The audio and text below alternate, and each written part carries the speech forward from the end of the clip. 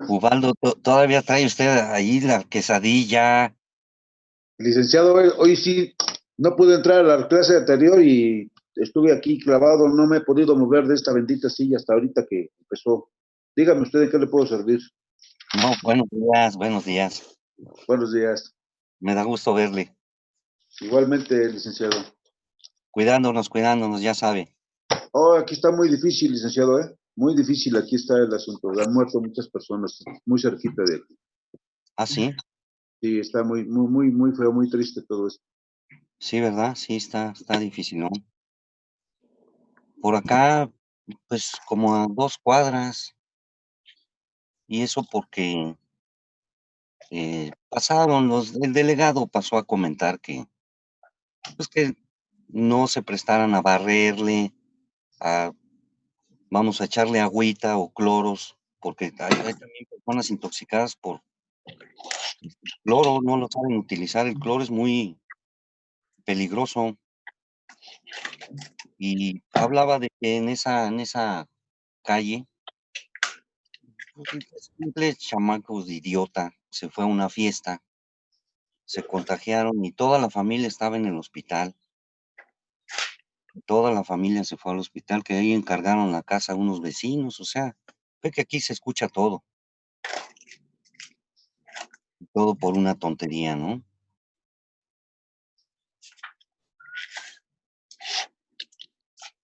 Esta semana se supone que es una de las más difíciles, ¿no? Sí. Y yo aquí tengo muy cerca el Mercadito Negro, pues estoy a 2 kilómetros y la gente no, o sea, se puede ser idiota, pero de verdad, mucha gente no cree y dice, pues es que yo tengo necesidad, pero ¿hasta dónde llega tu necesidad de exponerte de esa manera, no? Creo que es incorrecto eso. Entonces, sí, las distancias nos ayudan bastante. Y con estos medios, mire, nos podemos Y fíjese que contactar. nosotros somos operativos ahí, Rick. Bien, punto y aparte, había una observación aquí, las huellas que deja, por ejemplo, la compresión, el aplastamiento, huellas por compresión, así se denominan, por compresión. ¿Por qué decimos por compresión? Normalmente, sí, feliz, ya, ya lo vimos, honestamente, qué pena, que todavía está usted aguardientoso, la verdad, pero en fin, qué bueno que se conectan. Y resultó, fíjense que yo ya me venía para acá, nosotros salíamos de la facultad de ahí de la UAM. El viernes era de 5 de la tarde a 10 de la noche y el sábado era de 7 de la mañana a 3 de la tarde.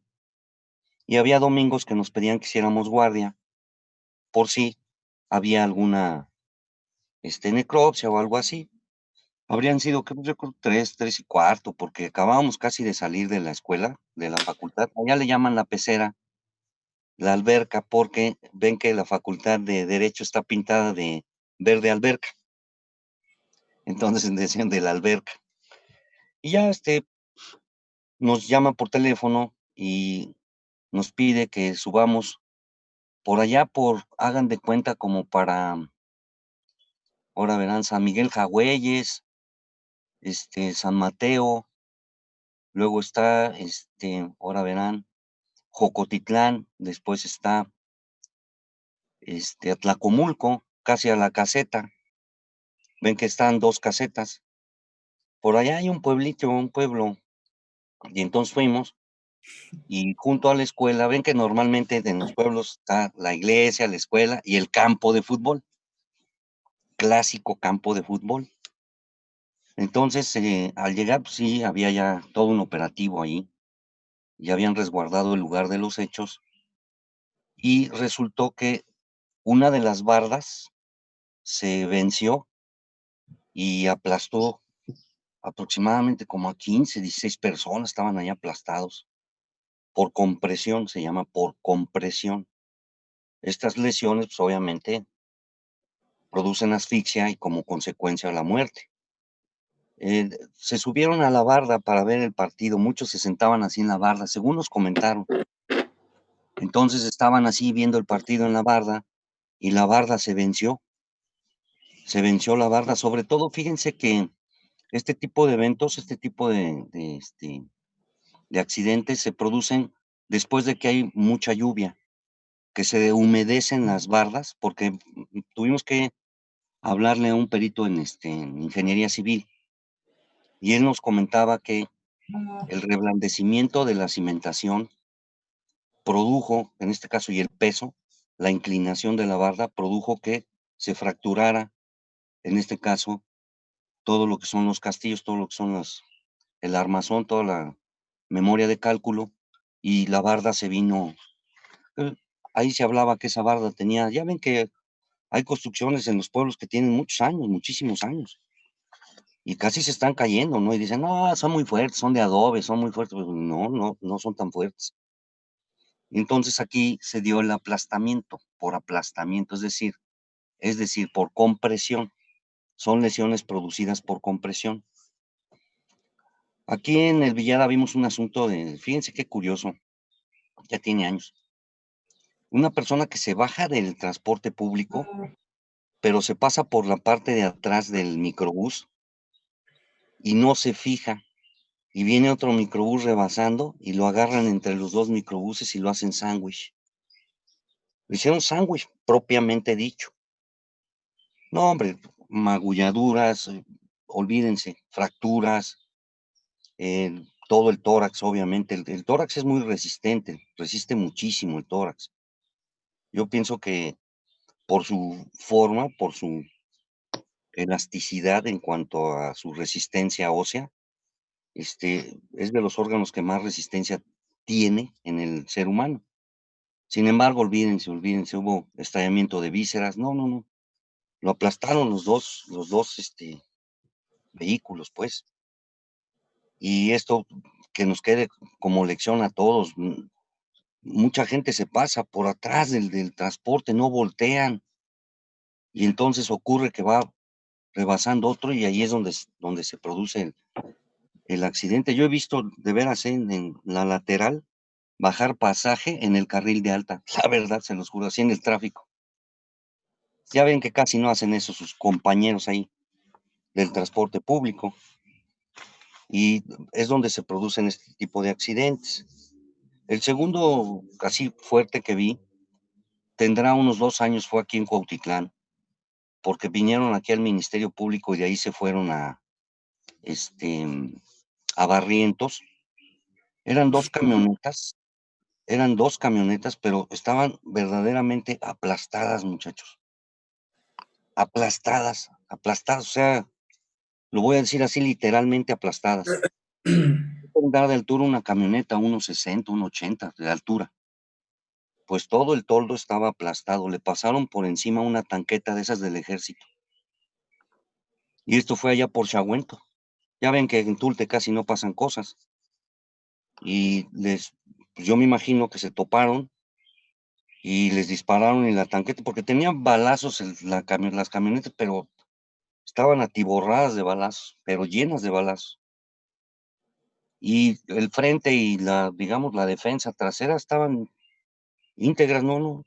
Yo pensé que se habían caído de un puente, porque así piensa uno, ¿no? Cuando ve uno el vehículo, deduce uno esa situación. No, hombre, chorreaban de sangre que ya se imaginarán. Y ahí estaban, pero como unos 20 guachos, ahí todos los del ejército ahí, topados ahí, se los llevaron en unas grúas y traían una tanqueta de esas ranas, de esas como difuminadas, y se fueron a Barrientos. Y ya preguntar, ya ven que uno de chismoso ahí pregunta. Pues dicen que los toparon, no sé si eran guachicoleros o narcos, y los aplastó la tanqueta, los aplastó, pero bien aplastadas las camionetas. No, se veían adentro, pues se veían ropa. No sé, yo no alcancé a ver partes de cuerpo o algo porque se ve que los aplastó completamente. Ahí imagínense nada más para desprensar todo el habitáculo, la cabina para poder hacer el embalaje cadavérico. Pues es un problema. Ahora, ya los habían trasladado hasta acá, quién sabe por qué tanto operativo. Yo me quité de ahí y dije, no, no vaya a ser aquí algo. Y se fueron a todavía no había Guardia Nacional. Se fueron a Barrientos, yo me imagino que a servicios médicos forenses o algo, porque estuvo fuerte y esto, obviamente, las necropsias van a tener que establecer, o fue por las lesiones de arma de fuego, porque de veras estaban pero súper balaceadas, ¿no? Parecían coladeras de lo que se veía y del aplastamiento, pues imagínense la compresión que se generó porque están muy pesadas, esas tanquetas pesan casi 5 toneladas y no son lentas, caminan rápido. Y ven que traen dos cañones 50, calibre 50, uno adelante y uno atrás, y le pasaron encima, literalmente así, como se los estoy diciendo. Entonces son heridas por compresión. Es muy común cuando volca un tráiler que le cae a los coches. No, pues el toldo no tiene la resistencia como para aguantar ese peso. Entonces se producen lesiones por compresión. Generalmente hay compresión y a la exploración cadavérica, torácica, pues se detecta inmediatamente, ¿no? Que hay fracturas de esternón, hay fracturas de todo lo que es las costillas y lógicamente un estallamiento de vísceras. En el del campo de fútbol, pues imagínense el peso de la barda y estaban ahí baboseando en el partido y se viene la barda. Obviamente, pues, hay una obstrucción respiratoria por, ¿verdad? Aplastamiento, es decir, por compresión. ¿Sale? ¿Dudas? No. Las siguientes. Las siguientes. Huellas neumáticas. Huellas neumáticas. Este tipo de lesiones por huellas neumáticas generalmente se da en los atropellamientos, cuando hay atropellamientos. Curiosamente, aunque no lo crean, en algunas ocasiones por la temperatura de las llantas y la velocidad, en la dermis, en la piel quedan las marcas del rodado del vehículo, sobre todo cuando hay atropellamiento y hay arrastramiento, no por proyección, sino por arrastramiento, porque hablamos, digamos, en la trayectoria de un vehículo normalmente puede ser por compresión, le pasa encima, que es el famoso arrastramiento, ¿verdad? O en muchos de los casos por proyección, le pega y lo lanza, digamos, lanza al cuerpo. Y es muy bien común que, ¿se acuerdan que les decía que se les caen los zapatos? Pierden los zapatos, es muy común eso, pierden los zapatos. Entonces, las huellas de neumáticos por proyección generalmente es por la velocidad y de veras, en verdad quedan las marcas del rodado de la rueda en el cuerpo. Es increíble y dirían, no, pues no sé, miren, vimos uno, tenía hasta la marca de la placa. No, es en serio, la marca de la placa, ¿sí? En la espalda. Este tipo de heridas neumáticas, pues es obviamente por proyección. Al momento del impacto, ¿verdad? Deja esa huella, aunque el cadáver quede proyectado, ¿verdad? Sobre todo cuando es alta velocidad, normalmente encuentran el vehículo a 300, 400 metros adelante del lugar donde está el cadáver. Quiere decir que lo voló, o sea, es decir, lo proyectó. Generalmente hay proyección. Cuando es por arrastramiento es a menos velocidad. Normalmente estamos hablando de 0 a 40, 50 por hora, que es cuando ocurre este tipo de huellas neumáticas. Claro, habrá que revisar en la planimetría, tendríamos que revisar el arrastramiento que hubo al momento del frenado, porque hay ocasiones que la proyección se produce en un lugar y el arrastramiento del frenado está 30 metros, 40 metros. Es decir, aunque apliquen el freno, los frenos ABS sobre todo, no bloquean las llantas, sino que permiten un frenado sin bloqueo. Y en un vehículo normal que no tiene frenos ABS, normalmente una llanta frena más que la otra, se nota inmediatamente, ¿verdad? Nosotros decimos la pigmentación en el pavimento o en el piso.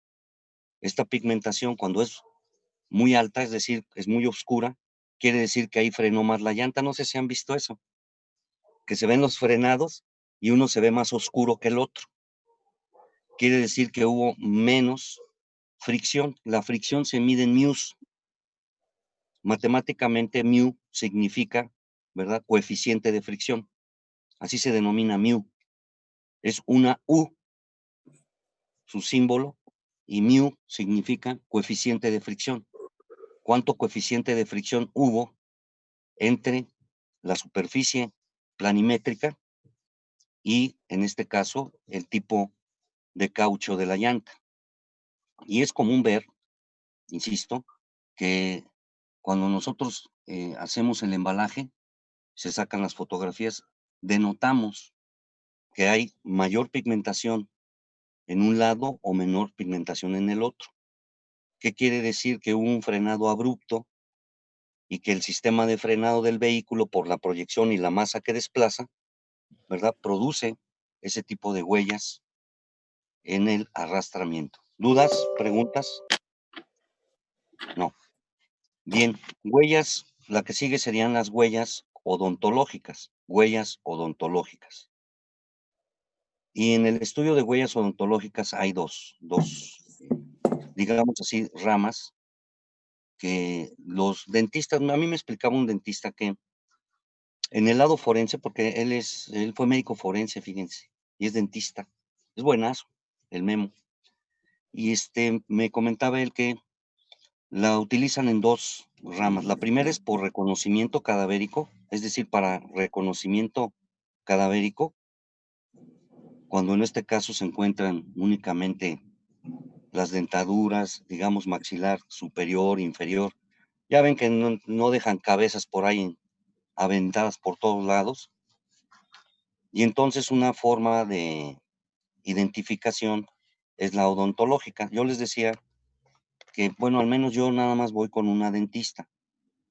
Nada más tengo un dentista y tiene mi historial dental. No sé ustedes, pero me imagino que todos tenemos un historial dental. Y ese historial odontológico nos puede servir para la identificación. Esa sería la primera, para identificación. Pero acá nos ocurrió un asunto donde tuvimos que ver a un veterinario, zootecnista forense. Yo no los conocía. Fíjense, veterinario, zootecnista forense. Dije, ah, caray. Y sí, tardó en llegar, creo que venía de Temascal, no sé qué carajos. Tardó como 3 horas en llegar el cuate este. Como 3 horas tuvimos que sacrificar unos puercos y se los llevó, todo se los llevó. Resulta que cuando nos hablan, estábamos nosotros, pues así, hagan de cuenta en el descanso, en la chorcha. No, pues vénganse porque hubo un accidente, que no sé qué. Total, llegamos ahí al pueblito allá por Lerma, bajando Lerma. Y sí, en efecto, pues muy afligida la familia, ¿no? Humildes, gente humilde. Tenían un chiquero en la parte de atrás de la casa. En la planimetría había una distancia, digamos, de la construcción domiciliar al lugar de los hechos, unos 20 metros, 30 metros, porque ya ven que los chiqueros los ponen por allá atrás y tenían puercos. Y entonces, pues les pusieron unos tronquitos ahí, tenían unos chiqueros ahí muy burdos.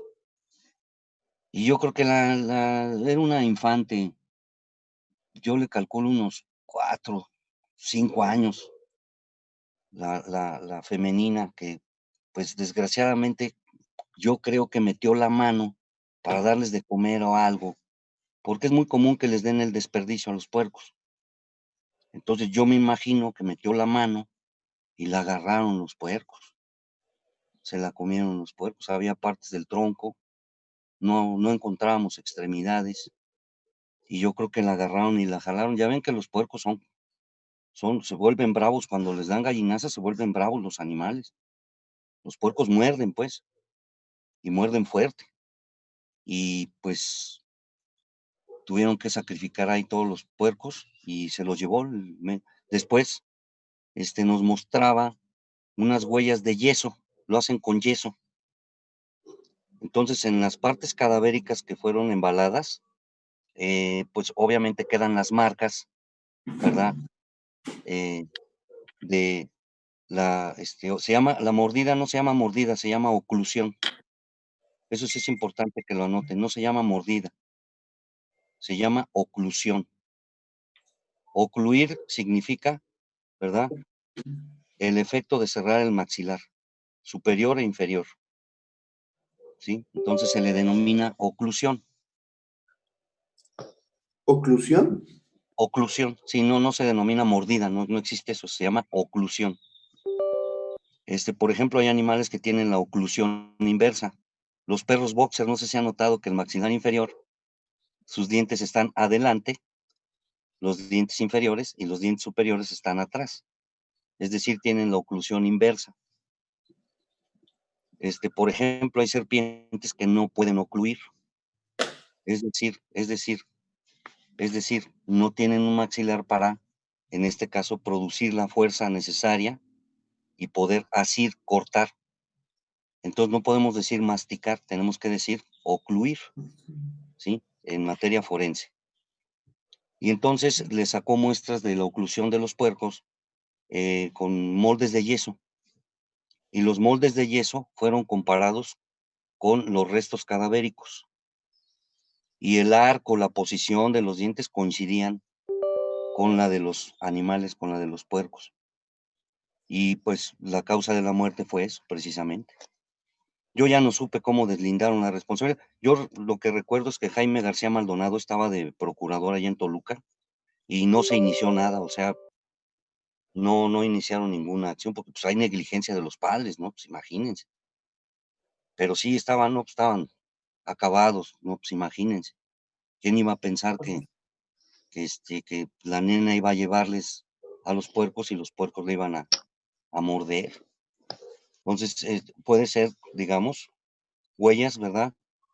De dentadura, de la dentadura. Y ahí tendríamos que ver la posición de las piezas dentales, porque todos tenemos los dientes chuecos, o sea, no vayan a creer que tienen una hermosa sonrisa.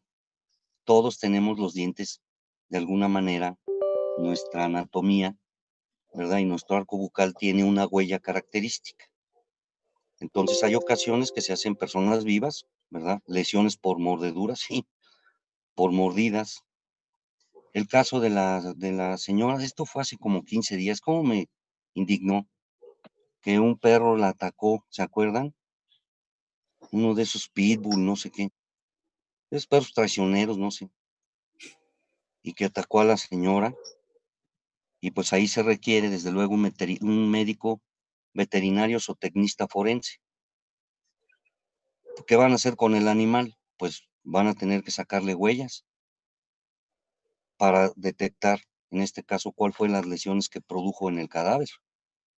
No se puede hacer otra cosa. Entonces, sí, en algunos casos se requiere para la identificación, que sería una de las ramas forenses en odontología, y la otra, que sería, en este caso, para identificar qué tipo de lesiones se produjo por oclusión. Bien. Bien, la que sigue, orificios en la ropa y en la piel. Es decir, son huellas por orificios en la ropa y en la piel.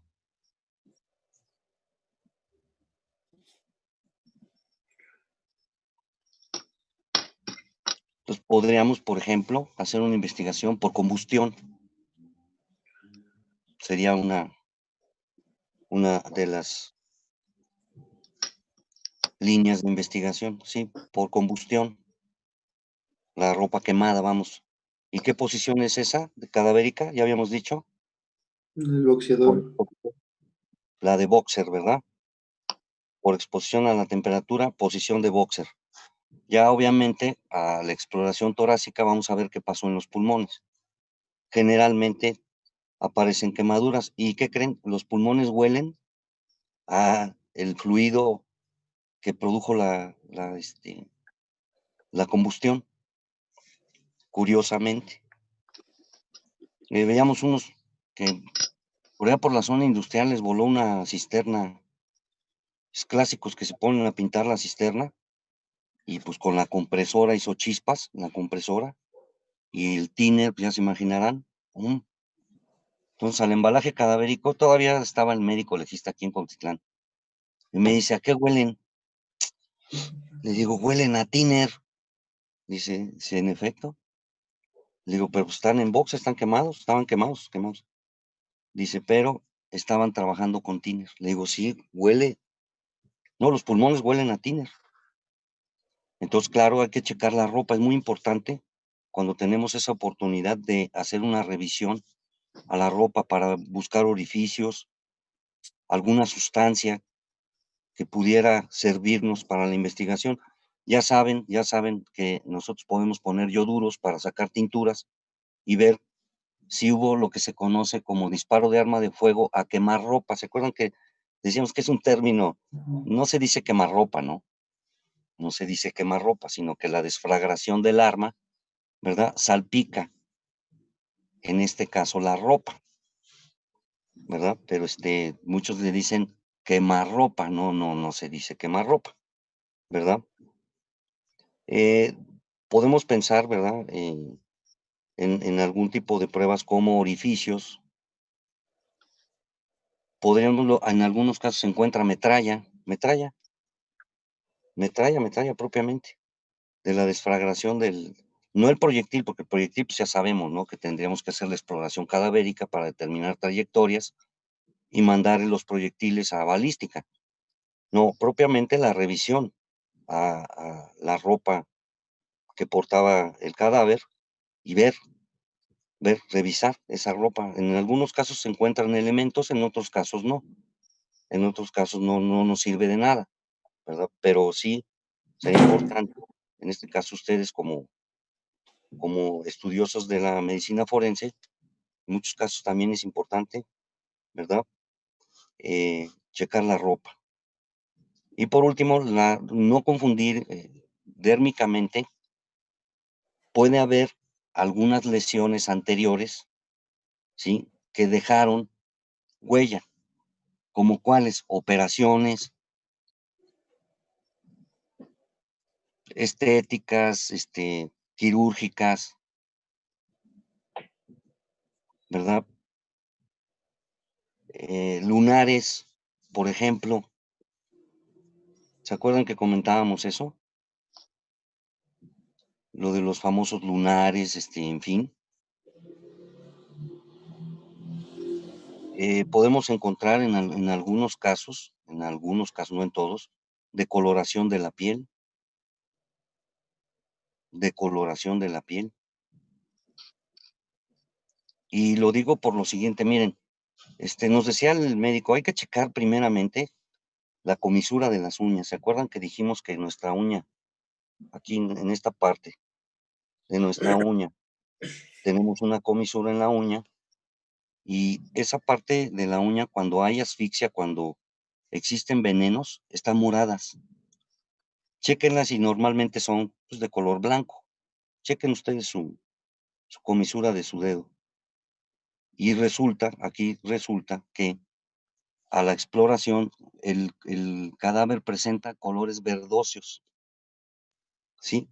La piel está a tono verde, no sé si han visto gente enferma, que están o amarillos o están como verdesones, en buen plan, en buen plan. No sé si han notado eso, porque es muy característico de envenenamiento, el color de la piel verdosa, o sea, literal. O sea, no es un color rosáceo, no es un color, un tono moreno, claro. Sobre todo personas que tienen la piel muy clara, se nota un poco más este tipo de fenómenos que se presentan por la intoxicación. Claro, desde luego aquí toxicología, sacar fluidos y mandarlos al laboratorio, porque puede ser por envenenamiento, por envenenamiento. El único veneno que me decía el toxicólogo que es difícil de detectar es el oro. El oro ¿sabían que es venenoso el oro?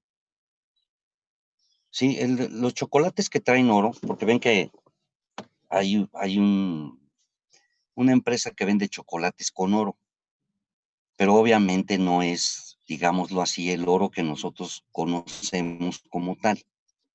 El oro por sí mismo debe de manchar la piel, por si no lo saben.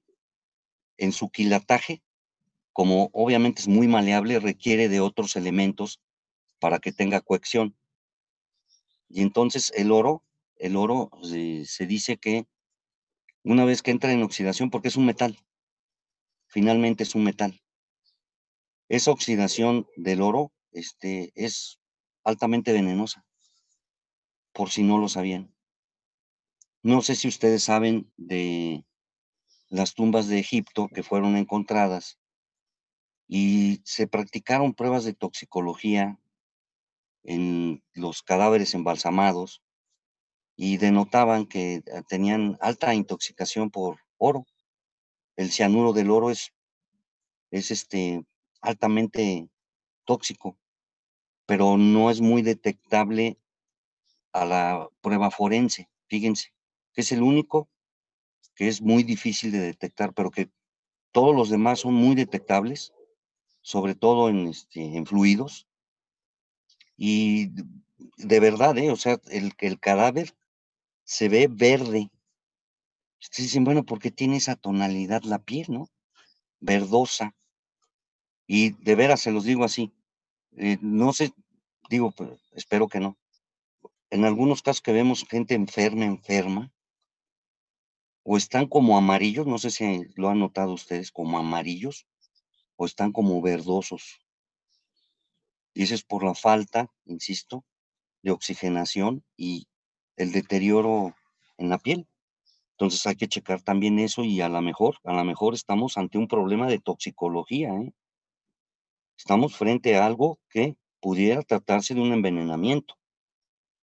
Sobre todo hablo de medicamentos, porque pues, a la exploración esofágica vamos a notar que hay residuos de, de ingesta, sobre todo cuando son por pastillas y esas cosas, de inmediato, o sea, desde el esófago se nota la, las huellas de la ingesta de alguna sustancia, pero no me refiero la toxicología en cuanto al lado laboratorio, vamos, al lado biología, al lado química, no al lado de investigación, porque si yo les dejase de tarea cuántos venenos conocen, pues les juro que hay fácil 1000, desde plantas venenosas, en fin, ¿no? Hay muchísimos tóxicos. Bien, ¿hasta aquí tienen alguna duda, pregunta o lo que sea? Oh, profesor. Enrique, Félix, Luis, Ubaldo, Diana, Irving. No, todo bien.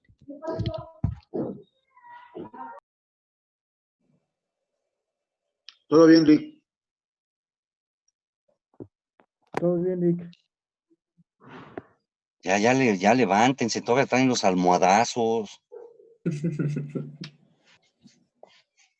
Bien, ahorita nos vemos para criminología, ¿sale? Creo que la programé 9:30, ¿no? Okay. Sí, pues mientras pues, podemos desayunar algo, no toxicológico, pero sí sabroso. Órale, Y ahorita nos sí. conectamos de nuevo, ¿sale? Ok, Rick, 9:30.